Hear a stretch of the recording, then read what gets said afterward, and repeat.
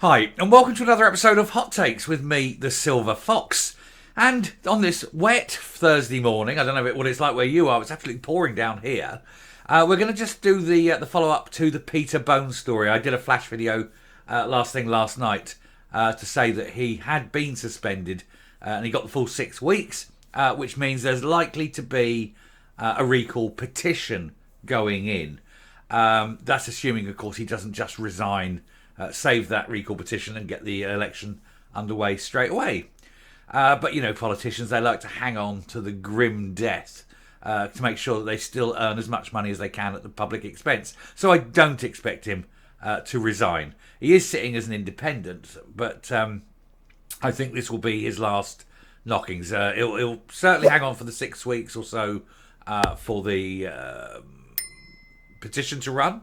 And then after that, of course, he'll be done, I suspect. Anyway, we'll take a look at this very quickly. We'll go through. I don't want to regurgitate half the stuff, but there are a couple of extra things which I'll tell you now that I didn't know when I did the video yesterday. So it's worth having a look. Anyway, here goes.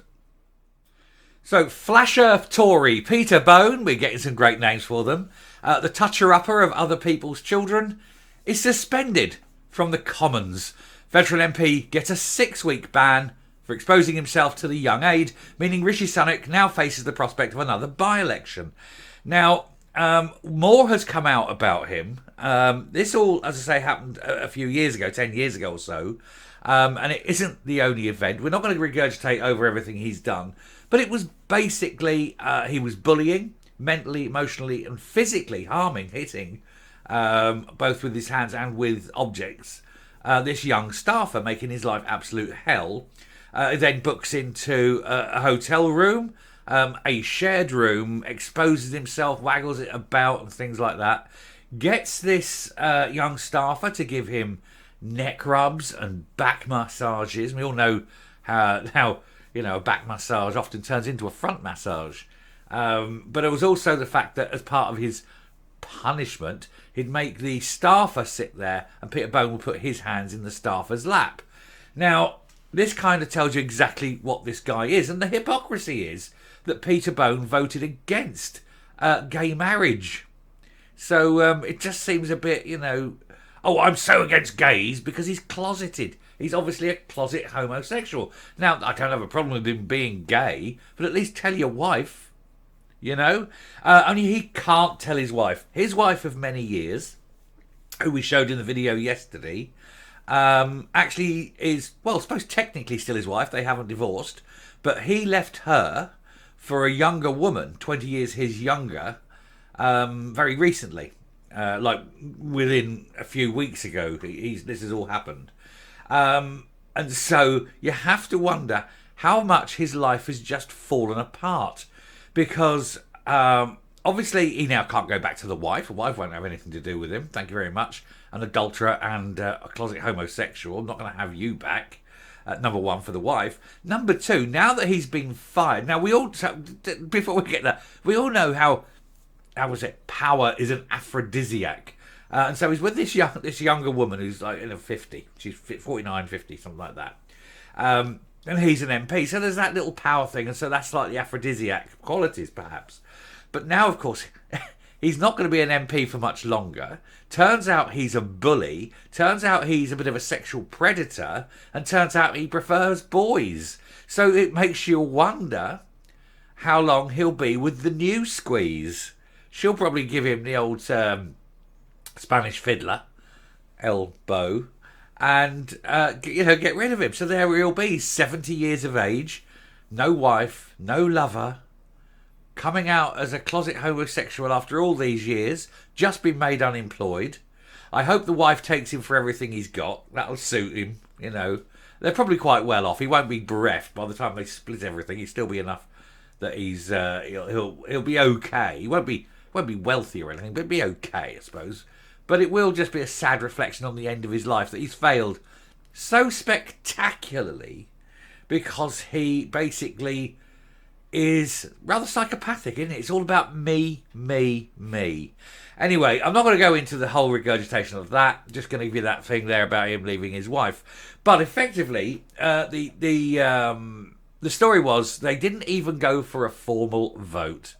So we'll just go very quickly on here. Rishi Sunak is facing the prospect of another fierce by-election battle after MPs tonight approved a 6-week suspension for veteran backbencher and back rub lover Peter Bone.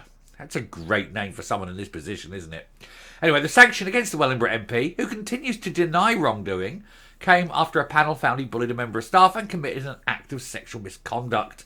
The 6-week suspension for Mr Bone, who has the Tory whip removed, is long enough to prompt a recall petition in his Northamptonshire constituency. Now, hopefully, he'll have the nous to just say, look, I'll just quit. He's 70. He's not going to be even asked to stand next time. Just go, will you? Just go for the hell of it. Anyway, if 10% of local voters in Wellingborough sign a recall petition, then a by-election will be called. And we've done this with the Rutherglen and Hamilton West. We saw it had to wait 6 weeks. But yes, we knew quite early on that they were going to get that figure. There was so many hit quite early that, it came up and it was almost a foregone conclusion. And I think, again, it may well be a foregone conclusion in Wellingborough.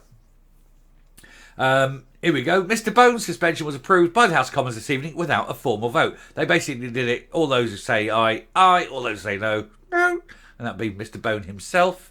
And basically that was it. And we just pushed through on the what's called on the nod. The Speaker said no, it's carried, done. And he's suspended for 6 weeks from the House, which means he doesn't actually get paid for 6 weeks. And this is the really weird thing. They don't get paid for 6 weeks.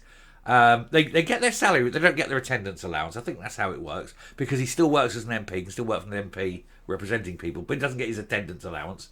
But also he doesn't get the expenses and things like that for anything that happens in that period. It's quite, it's a bit dodgy, weird way that they do it. Of course, he will hang on, because every week he hangs on, he gets a little bit more in his pension pot.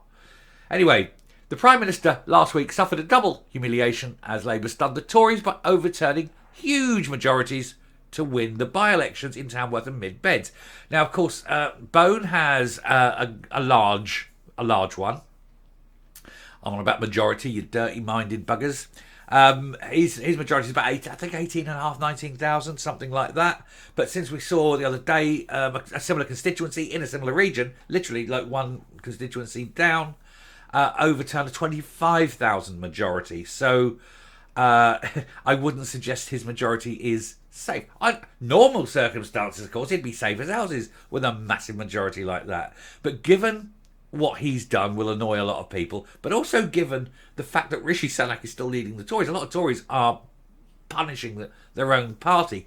And I don't expect, just to go back to the two by-elections we had last week, I don't expect those two constituencies that went to Labour at these by-elections to remain Labour at the next general election, simply because it was the Tory members punishing the Conservative Party, knowing that they get it back at the general election, because they just didn't like the fact that Rishi Sunak was imposed upon them against their wishes. And I think that's what's going to happen again.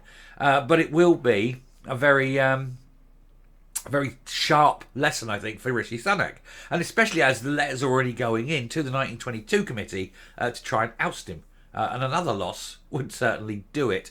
But Bone, or Sven Goran Eriksson, who incidentally, I must admit, I actually saw him the other day. I was at the big Tesco's. Get me, village life, people. Anyway, I was in the Tesco's in Wellingborough for some. I don't know why I had to go there. There was it was about 2 weeks ago. Anyway, I was sitting in the car and I just pulled up, and this guy walked in front of me, and I'm not kidding, about 10 feet in front of the car.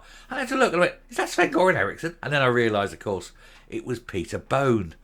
On his way to do his World Cup selection, I suppose. Anyway, he's done. He's toast. Whether he goes now or goes, after the recall petition, he's gone.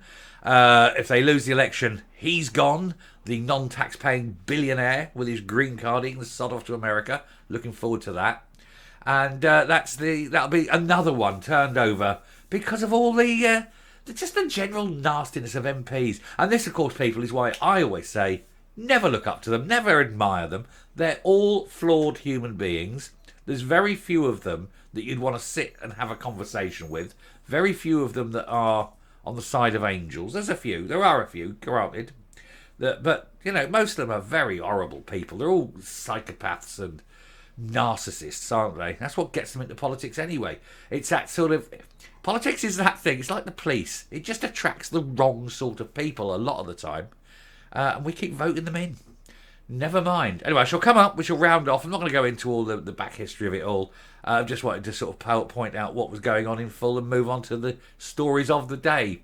And we do have an interesting one, so do hang around. I've got probably only a short one, and it isn't my story. I was given this by one of you good people, and I just want to cover it quickly. But that'll be the next video. But yeah, put this one to bed. I'll come up and we'll round off. Makes you wonder how many more by-elections there's going to be before the general election. It does seem to be rather a lot of them, doesn't there? And poor old Rishi. He's only won one, you know. And that was Boris's old seat, and he only scraped in that by the skin of his teeth. And that wasn't the people like the Tories. It was that they hated Khan. That was literally how that one was won by the Tories. You know, if it wasn't for that, they'd have lost that as well. Anyway, I am gonna follow this story because it is literally next door to where I live. So obviously, a lot of people, particularly my Scottish friends, may not have a particular interest in it, but do stick with it and just let me have this one. Let me have this one because it is local to me. But also, it just gives you a greater sense of the malaise that's affecting the national government, and that does affect us all. It'll be interesting to see, and I do think that this could be the straw that breaks the Rishi's back. Anyway, like I say, we've got this next video coming up, so make sure you watch this next one. It was given to me by Ian. Ian will know who he is, and I watched it this morning, and it's all to do with the Waffen-SS Memorial in Scotland, and how the Scottish government are giving a lot of money to restore it. Bless. Anyway, I shall stop there. Thank you very much for watching this one. Do please hit the like button. Do please share the video. And until next time, stay safe, stay well, and make sure your MP keeps his hands very much to himself. Bye.